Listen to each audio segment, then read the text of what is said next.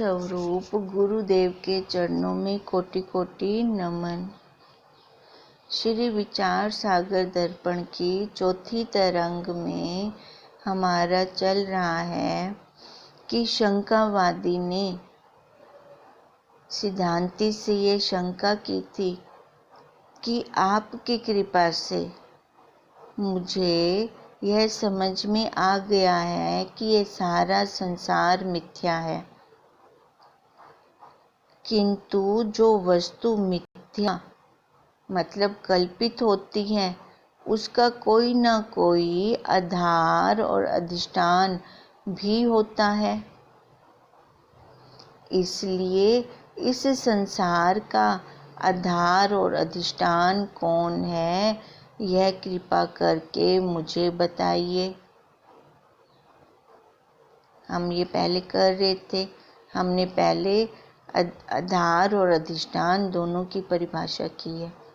अब गुरुदेव ने उसकी इस भ्रांति का निवारण करने के लिए कैसे एक त्रिपुटी रूप से हमें समझाया था, हमसे एक चार्ट बनवाया था।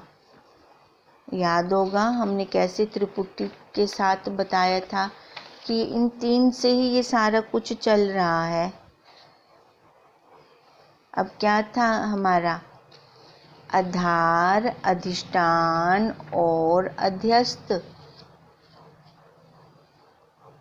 अब जैसे अब वो शंका कर रहा है, ये कल्पित जो भी दिख रहा है इसके पीछे कोई ना कोई आधार तो होगा, अधिष्ठान तो होगा। ये जगत मिथ्या रूप है, ये तो मैंने सब जान लिया।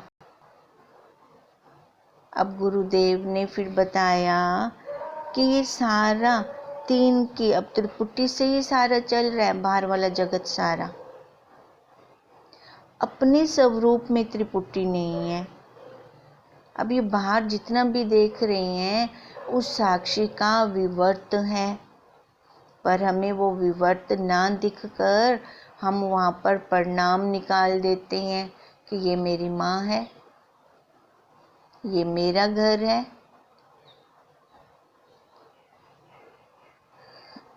देखो हमने कितने अपने दायरे बना रखे हैं।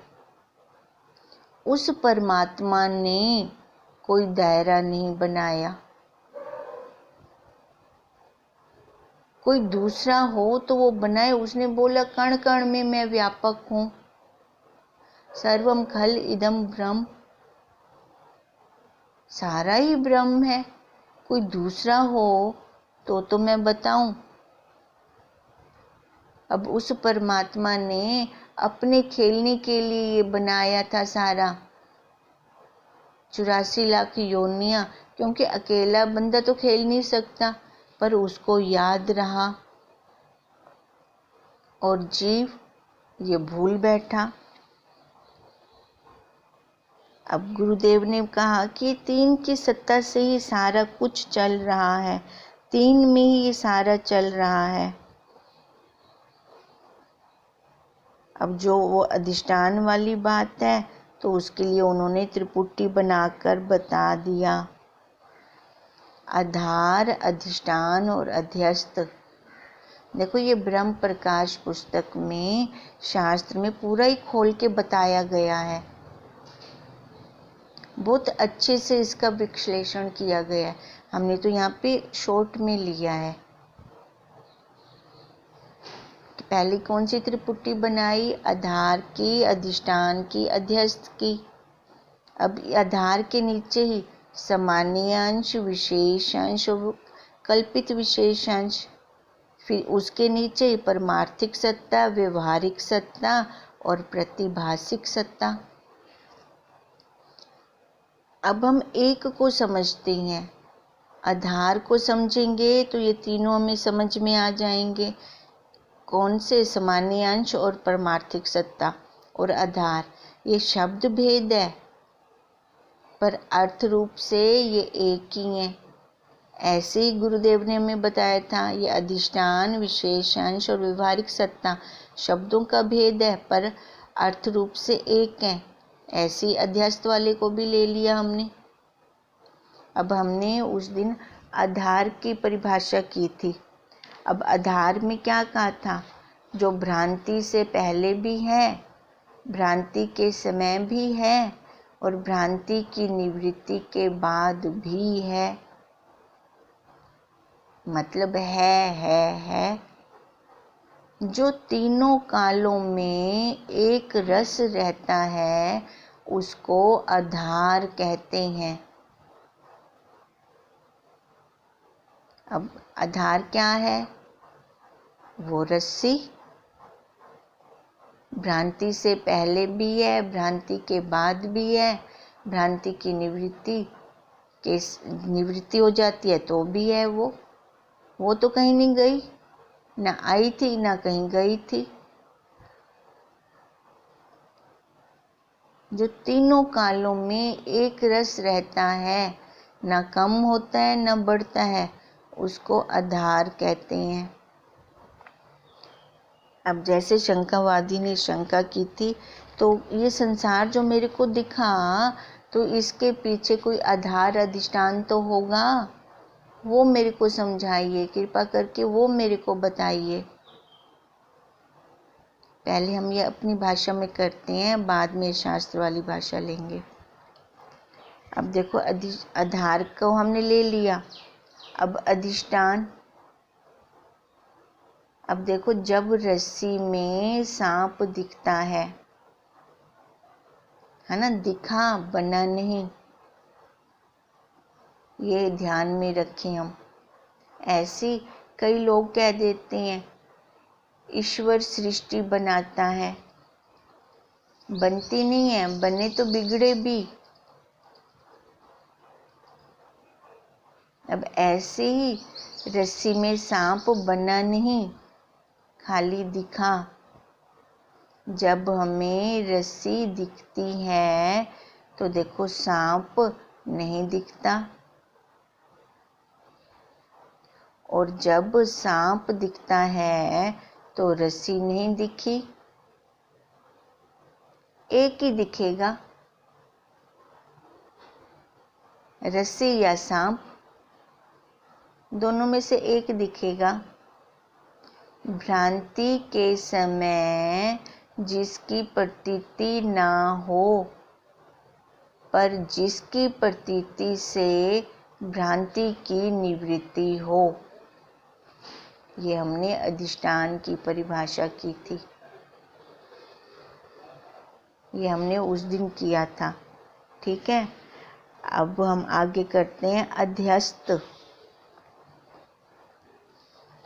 अब अध्यस्त या प्रतिभासिक सत्ता है नहीं, पर हमने अपनी कल्पना में उस सब को बना रखा है। हमने उदाहरण में क्या रखा था, मटका। मटका जब तक कुम्हार की दुकान पर है तब तक वो बनता है, बिगड़ता में कोई दुख सुख नहीं है। जब वो मटका मैं खुद खरीद कर लेकर आती हूँ तो एक पपड़ी भी अगर उसकी उतरती है तो मेरे को उसका दुख होता है। अब यही गुरुदेव कह रहे हैं, वहाँ पर मैंने अपनी एक मोहर लगा दी, स्टैंप लगा दी, एक कल्पना कर दी कि ये मेरा है, यही अध्यस्त है। आधार, अधिष्ठान और अध्यस्त, ये तीन की त्रिपुटी बताई गुरुदेव ने हमें। अध्यस्त माने बिल्कुल वाचा रमण है, वाणी का विलास है वहाँ पे कुछ भी नहीं। अब जीव की सृष्टि को अध्यस्त कहा गया है और ईश्वर की सृष्टि को अधिष्ठान कहा गया है। हम उपनिषद नहीं पढ़ते, उपनिषद खोल के पढ़ें तो ये सारा कुछ हमें समझ में आ जाए, क्योंकि अपने पास समय ही नहीं होता। अब जीव की सृष्टि को क्या कहा गया, अध्यस्त, और ईश्वर की सृष्टि को क्या कहा, अधिष्ठान।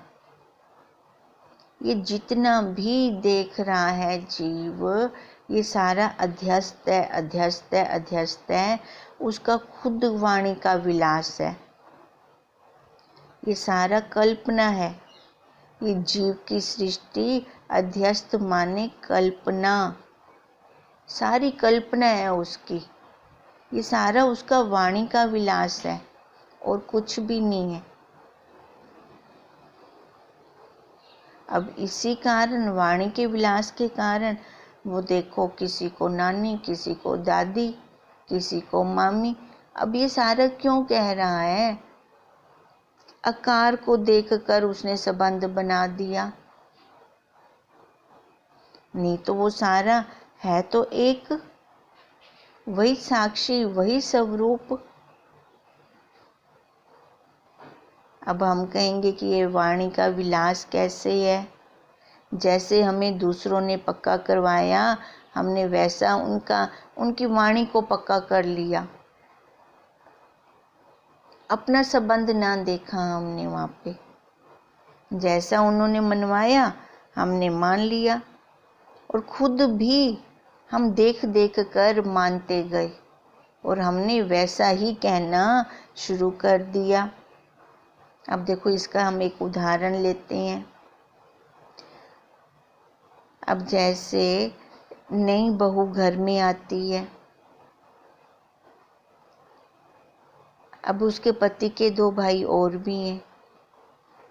वो सारे उसको क्या बोलते हैं? भाभी। सारी भाभी भाभी बुला रही हैं। और अपनी मम्मी को वो मम्मी मम्मी बुला रही हैं। अब घर संसार में जैसा एक नया जीव और आया, तो उसने आकर क्या देखा? जो उसकी माँ है उसको सारे भाभी भाभी बुला रहे हैं, और उसकी जो दादी है उसको सारे मम्मी मम्मी बुला रहे हैं। तो वो पहला बच्चा, उसने क्या देखा और वैसा ही उसने, ये अब उसको किसी ने समझाया नहीं, सिखाया नहीं। उसने अपनी मम्मी को भाभी बोलना शुरू कर दिया। और जो दादी थी उसने क्या देखा कि सारे उसको मम्मी बुला रही हैं, तो उसने भी अपनी दादी को मम्मी कहना शुरू कर दिया। अब ये वाणी का विलास है। संबंध ना देखा, विचार ना किया, बस मानता गया और जानता गया। क्या जाना? संसार को सच्चा और पक्का जाना। संबंध देखे तो वह एक्चुअल में वो दादी है, दादी का संबंध उसने देखा ही नहीं। और जिसको वो भाभी बुला रहा है, संबंध देखे तो वो उसकी माँ है, ये तो उसने पहले देखा ही नहीं। अब यही सारा उसको गुरुदेव दिखा रहे हैं कि ये सारा वाणी का विलास है। अध्यस्त माने कल्पना। कल्पना से ही तो हमने एक एक के नाम रख रखे हैं। ये माँ, नानी, मामी, चाची, देखो ये सारे हमने अपनी कल्पना से ही बना रखे हैं। यही अध्यस्त है। जिसके अज्ञान से प्रतीति है। अब अध्यस्त की परिभाषा करते हैं। जिसके अज्ञान से प्रतीति है और फिर उसी के ज्ञान से भ्रांति की निवृत्ति है। जिसके अज्ञान से प्रतीति है। अब प्रतीति में हमें क्या दिखा? सांप। अज्ञान किसका था? रस्सी का।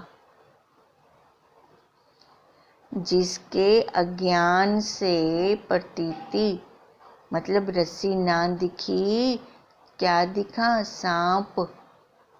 जिसके अज्ञान से प्रतीति है और फिर उसी के ज्ञान से भ्रांति की निवृत्ति है। अब किसका ज्ञान हुआ? रस्सी का। और जब उसी का हमें ज्ञान हुआ, रस्सी का, तो भ्रांति हमारी निवृत्त हो गई। भ्रांति क्या थी? सांप की। अब सांप वहां पर था ही नहीं।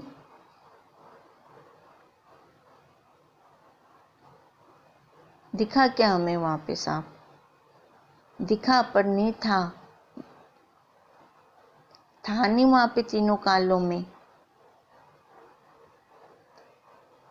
हम अपनी भाषा में कर रहे हैं तो जिसके अज्ञान से भ्रांति की प्रतीति हो रही थी, उसी के ज्ञान से ही भ्रांति की निवृत्ति हो गई। अब सूक्ष्म भेद है इनमें आपस में, इन परिभाषा में, क्योंकि वहां पर हमें अधिष्ठान का अज्ञान था। अधिष्ठान क्या थी हमारी? रस्सी। रस्सी का ही तो हमें ज्ञान नहीं था, उसी का ही तो अधिष्ठान के अज्ञान से ही तो भ्रांति हुई थी। अब जब उस अधिष्ठान का ज्ञान हमें हो जाएगा, उस रस्सी का हमें ज्ञान हो जाएगा, तो हमारी निवृत्ति, हमारी भ्रांति की निवृत्ति हो जाएगी। रस्सी के अज्ञान से ही तो सर्प दिखा, और फिर रस्सी के ज्ञान से ही देखो सर्प खत्म, सर्प की निवृत्ति हो गई।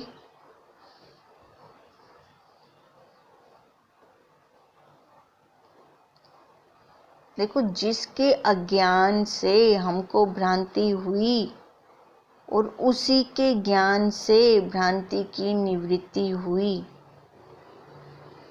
ये क्या है? अध्यस्त।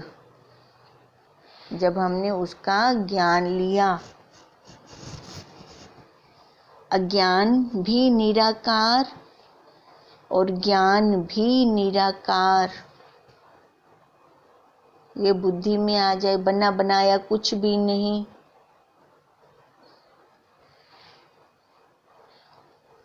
बना बनाया कुछ भी नहीं, खाली हमारी कल्पना थी। अब अधिष्ठान की परिभाषा ध्यान में है। भ्रांति के समय जिसकी प्रतीति नहीं होती, पर जिसकी प्रतीति से भ्रांति की निवृत्ति होती है, उसको हम क्या कहते हैं? अधिष्ठान। अब देखो, थोड़ा सा फर्क है, कोई ज़्यादा फर्क नहीं है दोनों में। अगर ध्यान देंगे तभी पता चलेगा। अब ध्यान से करेंगे तभी ये परिभाषाएं हमें समझ में आएंगी और तभी इसकी निवृत्ति भी हो सकेगी।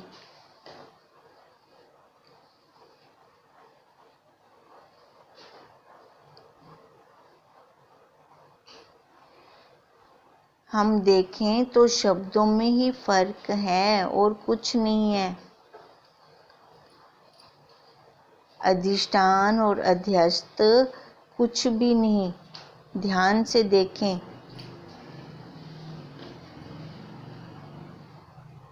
हम उसमें अलग अलग लाइन अगर लेंगे, अधिष्ठान में तो है भ्रांति के समय जिसकी प्रतीति नहीं होती, सांप की प्रतीति नहीं होती, तो रस्सी की प्रतीति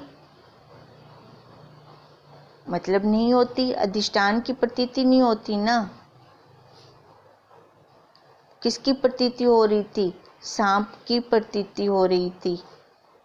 और किसकी प्रतीति नहीं हो रही थी? रस्सी की प्रतीति नहीं हो रही थी। और अध्यस्त में कह दिया कि जिसके अज्ञान से भ्रांति हुई और उसी के ही ज्ञान से भ्रांति की निवृत्ति हुई। रस्सी के अज्ञान से भ्रांति हुई, और जब रस्सी का ही ज्ञान लेंगे तो भ्रांति भाग जाएगी। दोनों में थोड़ा थोड़ा डिफरेंस है, ज़्यादा नहीं है।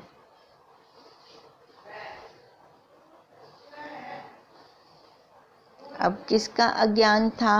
रस्सी का, तो सांप दिखा। और जब रस्सी का ही ज्ञान हो जाएगा तो सांप रहेगा नहीं। अब इन तीनों परिभाषाओं को हम कर लेंगे पहले, ठीक है? फिर धीरे धीरे चलते हैं इनको करके, फिर आगे फिर कल हम करते हैं, फिर हमें आराम से धीरे धीरे समझ में आएगा।